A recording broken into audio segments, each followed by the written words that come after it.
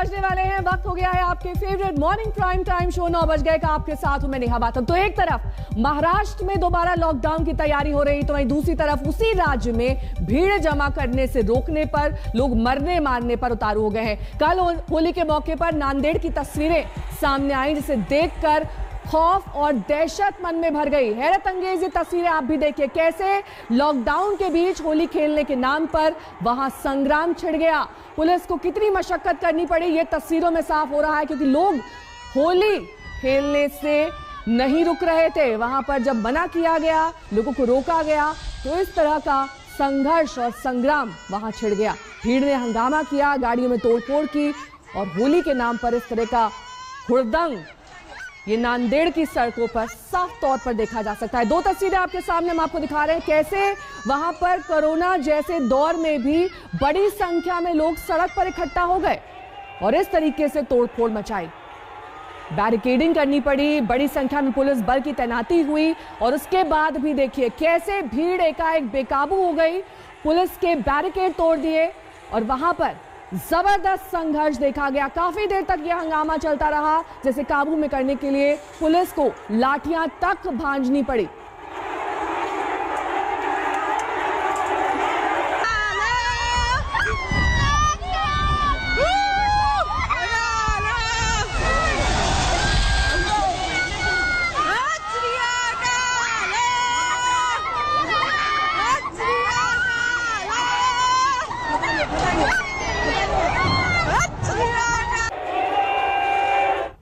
महाराष्ट्र में दोबारा लॉकडाउन की नौबत क्यों आन पहुंची, उसकी गवाह ये तस्वीरें हैं। नांदेड़ की सड़कों पर संग्राम छिड़ा है। एक तरफ पुलिस के चंद जवान हैं, तो दूसरी तरफ हजारों की भीड़ और सबके हाथों में लहराती तलवारें।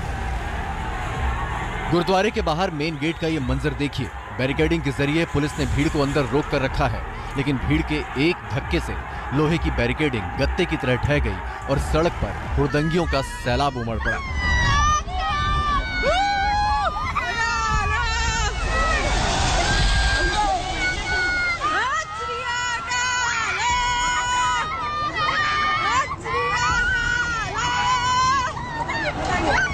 तलवार लेकर दौड़ते हुड़दंगियों से जान बचाने के लिए पुलिस वाले भागते नजर आए।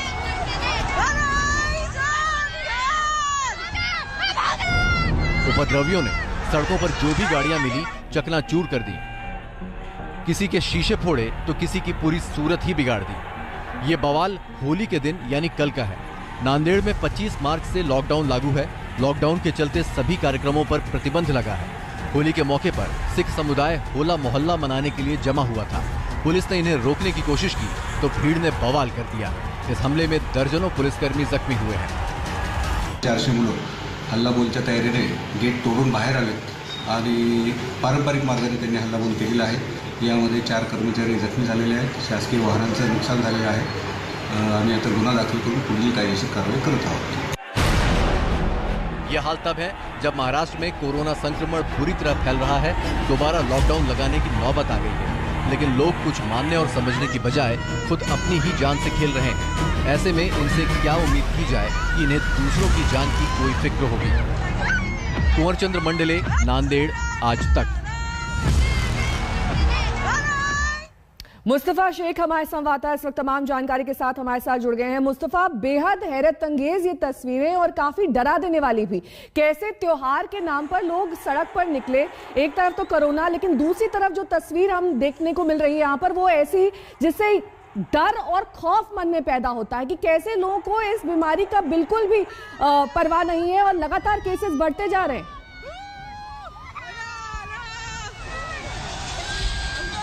जी बिल्कुल, इससे 2-3 चीज़ें समझ में आती है। इंसिडेंट गौर करने वाला इसलिए है कि लॉकडाउन लगा हुआ है नांदेड़ में। लोगों को कहा गया था कि गुरुद्वारा के अंदर ही जो है होला मोहल्ला महोत्सव मनाया जाए, लेकिन कुछ 150 के तकरीबन जो युवा हैं वो बाहर निकलकर पुलिस पर टूट पड़े। पुलिस क्योंकि इस बात का अंदाजा नहीं लगा पाई थी कि इस फंक्शन में किसी तरह की मारपीट हो सकती है, हिंसा हो सकती है, इसलिए इतना ज़्यादा पुलिस बल वहाँ पर तैनात नहीं था। साफ तौर पर वो आउट नंबर हो गए। 4 पुलिसकर्मी जो है वो उनकी कंडीशन क्रिटिकल बताई जा रही है। दूसरा ये कि लोगों का रेजिस्टेंस जो है अब लॉकडाउन के लिए वो बढ़ता जा रहा है। लोग किसी भी तरीके का कॉम्प्रोमाइज करने के लिए तैयार नहीं है, एडमिनिस्ट्रेशन के साथ कोऑपरेशन दिखाने के लिए तैयार नहीं है। ये दूसरी चीज भी इस पूरे इंसिडेंट से पता चलती है। लेकिन साफ तौर पर ये जो हिंसा हुई है ये कानूनी तौर पर गलत है। इसके अंदर FIR रजिस्टर की गई है और नांदेड़ पुलिस इन्वेस्टिगेट कर लोगों को अरेस्ट करेगी। लेकिन जो मैसेज जाता है इस वीडियो से वो यही है कि कोरोना की जो आप कह सकते हैं केसेस महाराष्ट्र में बढ़ रहे हैं, लेकिन उसके बाद भी एडमिनिस्ट्रेशन को जिस तरह का रिस्पांस और कोऑपरेशन लोगों से मिलना चाहिए वो नहीं मिल पा रहा है और लोग फेस्टिवल, शादियां और बाकी चीजें मनाने में जुटे हुए हैं। बिल्कुल, यहाँ पर लॉकडाउन के नाम पर किस तरीके से खिलवाड़ किया गया और देखिए जबरदस्त भीड़ ने एकाएक बैरिकेड तोड़ दिया, गेट तोड़ दिया। हालांकि इस आयोजन को क्यों और कैसे अनुमति दी गई ये भी एक बड़ा सवाल बना हुआ है, क्योंकि जब लॉकडाउन की स्थिति थी नांदेड़ में तो आखिरकार ये आयोजन क्यों किया गया? क्या प्रशासन से मंजूरी ली गई थी? उसके बावजूद वहां पर कम पुलिस बल की तैनाती हुई और देखिए कैसे लॉकडाउन के यहाँ पर धज्जियां उड़ाते हुए लोग एकाएक पुलिस पर ही टूट पड़े। लाठियों, डंडों और साथ ही तलवारों से पुलिस पर हमला किया गया, जिसमें 4 पुलिस वाले गंभीर रूप से जख्मी बताए जा रहे हैं। हमारे संवाददाता जानकारी भी दे रहे थे और कह रहे थे कि यहाँ पर ये आयोजन किया गया, इस गुरुद्वारे में अनुमति दी गई, यहाँ पर इतनी बड़ी संख्या में लोगों को इकट्ठा होने की। उसके बाद एकाएक भीड़ बेकाबू होती है, वहां पर गाड़ियों के शीशे तोड़ दिए जाते हैं और पुलिस वाले भी इस पूरी घटना में जख्मी बताए जा रहे हैं।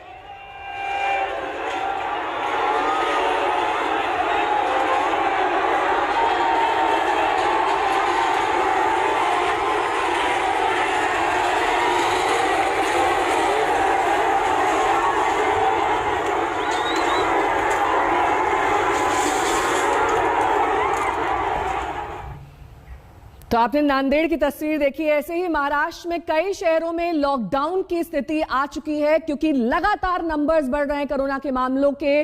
तेजी से फैलते कोरोना संक्रमण को देखते हुए होली के एक दिन पहले सीएम उद्धव ठाकरे ने कोविड टास्क फोर्स का गठन किया, उनकी बैठक बुलाई, जिसमें साफ तौर पर यही निष्कर्ष निकला कि लॉकडाउन तुरंत लागू कर देना चाहिए। हालांकि अभी इस पर आखिरी फैसला नहीं लिया गया। महाराष्ट्र में लॉकडाउन ही आखिरी रास्ता, बेकाबू कोरोना की कैसे रुके रफ्तार। टास्क फोर्स ने दिया तालाबंदी का सुझाव। पूरा देश एक तरफ और महाराष्ट्र दूसरी तरफ। आंकड़े गवाही दे रहे हैं कि महाराष्ट्र में कोरोना की वापसी की कहानी पिछली बार से भी ज्यादा खौफनाक होती जा रही है। सीएम उद्धव की बार बार चेतावनी के बावजूद महाराष्ट्र में न तो सड़कों बाजारों से भीड़भाड़ कम हुई और न ही कोरोना की बेतहाशा रफ्तार। हालात बेकाबू होते देख उद्धव ने 28 मार्च को कोविड टास्क फोर्स की बैठक बुलाई। स्वास्थ्य मंत्री, मुख्य सचिव और एक्सपर्ट्स के साथ हुए मंथन में यही निष्कर्ष निकला है कि महाराष्ट्र में लॉकडाउन के अलावा और कोई चारा नहीं बचा। बैठक में उद्धव ने कहा कि लोगों की सेहत और जिंदगी उनकी पहली प्राथमिकता है। उद्धव ने सभी जिलों में अनाज, दवाओं की सप्लाई सुनिश्चित करने को कहा है। सभी जिलों में जरूरी सेवाओं की तैयारी दुरुस्त करने के निर्देश दिए हैं। सभी जिलों में प्रशासन को लॉकडाउन के लिए तैयार रहने को कह दिया गया है, लेकिन लॉकडाउन कब से लागू होगा ये तारीख अभी नहीं बताई गई है। महाराष्ट्रामध्ये एकंदरीत कोविड-19च्या रुग्णांची संख्या वाढत चाललेली। जवळपास काल 40,000 रुग्णसंख्या एका दिवसामध्ये रिपोर्टच्या माध्यमातून समोर आले। निश्चित रूपाने लॉकडाऊन हे राज्याला, जनतेला, कुणाला परवडणारा नाही। आम्ही सर्वांनी मुख्यमंत्री महोदयांना आग्रह धरला की आता लॉकडाऊन हे उपाय होऊ शकत नाही, पण अजून लॉकडाऊन होतीलच असा निर्णय झालेला नाही। हालात को देखते हुए रविवार रात से ही पूरे राज्य में नाइट कर्फ्यू लागू हो चुका है। तभी से इस बात का अंदेशा होने लगा था कि लॉकडाउन की वापसी महाराष्ट्र में तय है। मुंबई के तमाम इलाकों में रविवार रात को पसरा सन्नाटा करीब 9 महीने पहले के उस खौफनाक मंजर की याद दिलाने लगा जब पूरा देश घरों के अंदर कैद था। ये तो तय है कि महाराष्ट्र एक बार फिर बेड़ियों में कैद होने जा रहा है। तगड़े झटके झेलने के बाद अर्थव्यवस्था को पटरी पर आने से पहले ही फिर से और करारे झटके लगने वाले हैं। मुंबई की झुग्गी बस्तियों से पलायन की वो तस्वीरें एक बार फिर दोहराई जा सकती हैं। सड़कों पर घरों के लिए पैदल निकलने वालों के बदकिस्मत काफिले फिर से दिखाई दे सकते हैं। अगर लोगों ने पिछले लॉकडाउन से कुछ सबक लिया होता तो शायद ये नौबत ना आती। महाराष्ट्र का दूसरा लॉकडाउन उद्धव सरकार की भी बड़ी परीक्षा होगा कि राज्य में दोबारा मानवीय त्रासदी दिखेगी या फिर इस बार कुछ बेहतर प्रबंधन दिखाई देगा। मुंबई से विद्या के साथ आज तक ब्यूरो। चलिए अब आपको कुछ आंकड़े दिखा देते हैं। इन आंकड़ों से बेहतर तरीके से समझा जा सकता है कि कैसे महाराष्ट्र में स्थिति बद से बदतर होती जा रही है। महाराष्ट्र में कैसे 9 दिन में लगभग डबल हो गए हैं मामले। 17,864 मामले 16 मार्च को थे और 9 दिन में बढ़कर 35,952 के करीब पहुंच चुके हैं। वहीं पूरे देश में किस तरीके से महाराष्ट्र का बढ़ा हुआ योगदान है आंकड़ों में, यह भी आपको दिखा देते हैं, क्योंकि भारत में भी लगातार संख्या बढ़ रही है कोरोना मरीजों की। यह आंकड़ों के जरिए समझा जा सकता है। 17 मार्च को पूरे देश में कोरोना संक्रमितों का आंकड़ा 35,871 था, जो 11 दिन में बढ़कर 68,020 के करीब पहुंच चुका है, यानी कि लगभग डबल हो चुका है। पूरे देश की स्थिति इस वक्त काफी ज्यादा चिंताजनक बन गई है। लेकिन दिल्ली में भी इसके विपरीत ये समझा जा सकता है कि दिल्ली में भी मामलों में इजाफा हो रहा है। इसको लेकर दिल्ली सरकार चिंतित है और लगातार बढ़ रहे मामलों पर और ज्यादा जानकारी के साथ हमारे संवाददाता आशुतोष मिश्रा इस वक्त जुड़ गए हैं। आशुतोष, दिल्ली सरकार की क्या तैयारी है, क्योंकि लगातार जो बढ़ रहे हैं मामले उनको लेकर सरकार चिंतित है। हमने संदेश भी सुना है सरकार का रेडियो पर, टीवी पर, जिसमें वैक्सीन जल्द से जल्द लगवाई जाए, इस पर फोकस है सरकार का।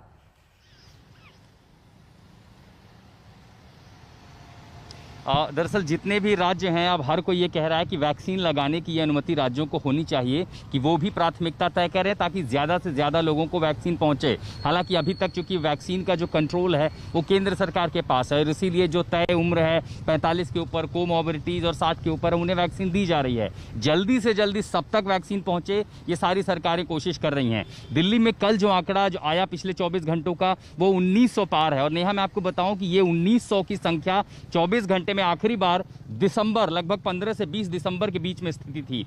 इसी मार्च में पहले सप्ताह में 400, 500, 300 केसेस पहुंच रहे थे, लेकिन 10 से 15 दिनों में आज ऐसी स्थिति है कि 1900 के आंकड़े।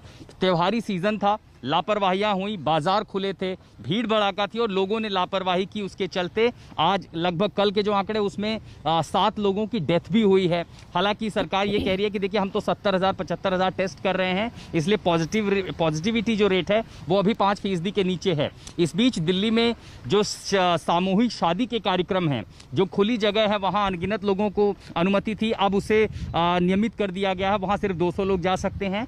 बंद जगहों पर अगर कहीं शादी हो रही है वहाँ पर 200 लोगों की संख्या को कम करके 100 तक कर दिया गया है। और जाहिर है अभी भी सरकार इस पर नजर बनाई हुई है। थोड़ी देर में दिल्ली के स्वास्थ्य मंत्री भी हमसे बात करेंगे और कोशिश करेंगे ये जानने की, समझने की कि क्या लॉकडाउन जैसी या फिर आगे कोई रिस्ट्रिक्शंस हैं। लेकिन अपने दर्शकों को साफ कर दें कि दिल्ली के स्वास्थ्य मंत्री ने जो हमें जानकारी दी वो ये कि दिल्ली में फिलहाल लॉकडाउन जैसी स्थिति नहीं है, लेकिन ये राहत की बात है। आशुतोष, बहुत बहुत शुक्रिया इस तमाम जानकारी के लिए आपका। स्वास्थ्य मंत्री ने साफ किया है कि लॉकडाउन की नौबत अभी फिलहाल नहीं है। आगे बढ़ेंगे, बात करेंगे कश्मीर के सोपोर इलाके की, जहां पर आतंकी हमले में मरने वालों का आंकड़ा 3 तक पहुंच चुका है। गोलीबारी में घायल एक और काउंसलर ने दम तोड़ दिया है। कल हुए हमले में एक जवान शहीद हुआ था। इन तस्वीरों को देखिए, भागते दौड़ते पोजीशन लेते हुए हमारे जवान और अफरा तफरी का माहौल। जी हां, जम्मू कश्मीर के सोपोर में आतंकी हमला होता है तो पूरा इलाका थर्रा उठता है। जिस तरह का ये आतंकी हमला था उससे थर्राना, खौफ खाना और अफरा तफरी का माहौल होने के पीछे 2 बड़ी वजहें थीं। क्योंकि एक तो ये आतंकी हमला नगर निगम परिषद के ऑफिस में पार्षदों की मीटिंग पर हुआ और दूसरी सबसे बड़ी बात यह है कि जिस ऑफिस पर यह आतंकी हमला हुआ उसके बेहद नजदीक स्कूल है। आतंकी हमले के वक्त स्कूल में बच्चे भी मौजूद थे। जैसे ही हमले की खबर आई, स्कूल में पढ़ने वाले बच्चों के माता पिता के पैरों तले जमीन खिसक गई।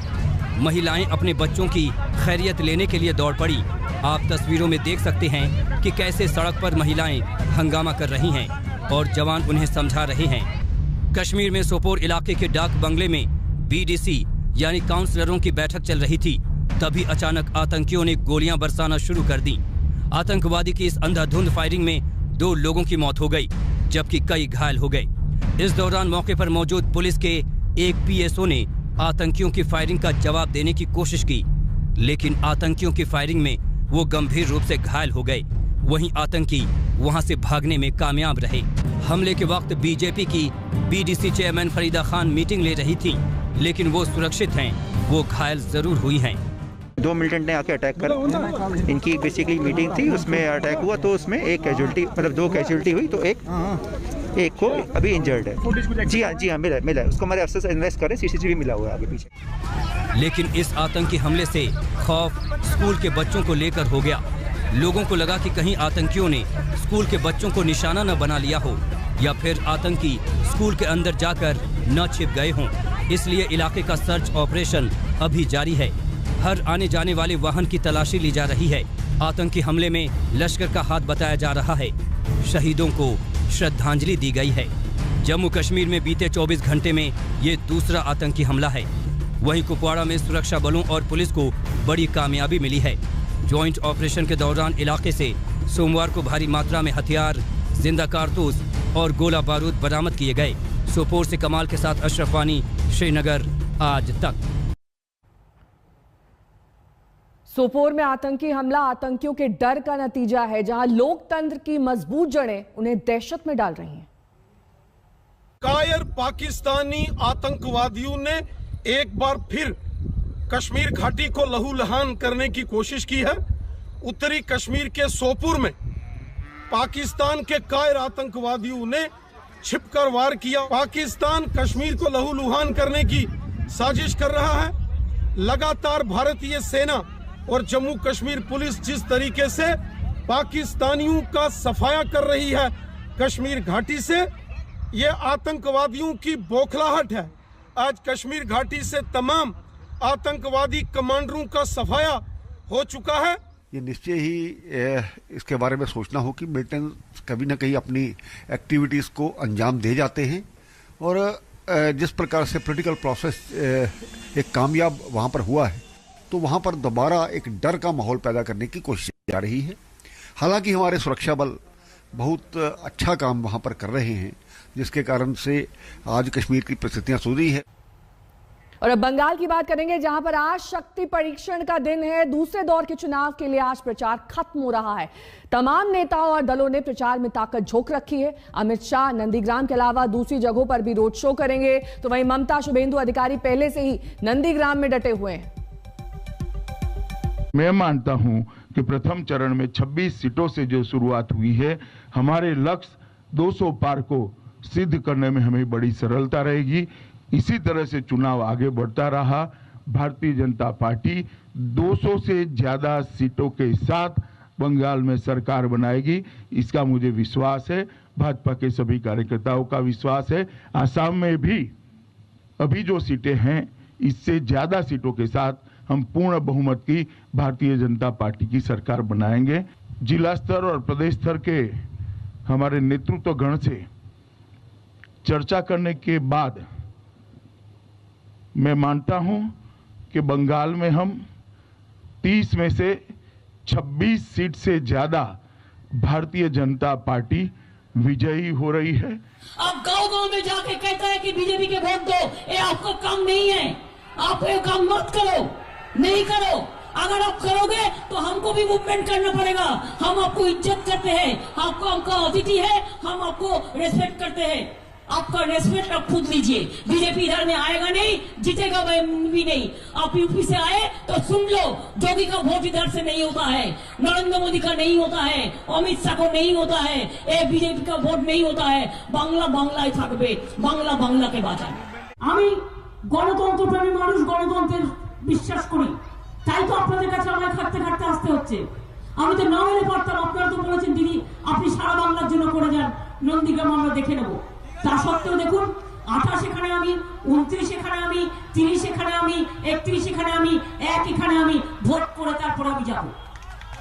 এই 5 দিন আমি তো বাংলায় 20টা মিটিং করতে পারতাম, আরো 20টা সিট জেতাতে পারতাম।